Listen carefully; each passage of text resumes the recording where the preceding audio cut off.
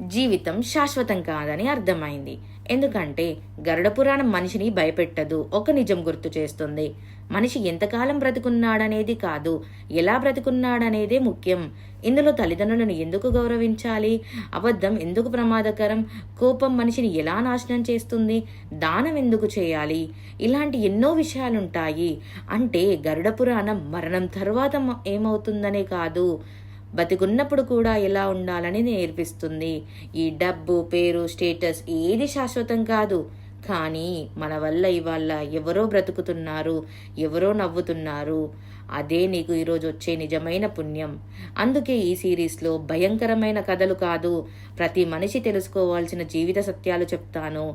మరణం గురించి తెలుసుకున్నవాడే జీవితాన్ని సరిగ్గా అర్థం చేసుకుంటాడని భావిస్తున్నాను.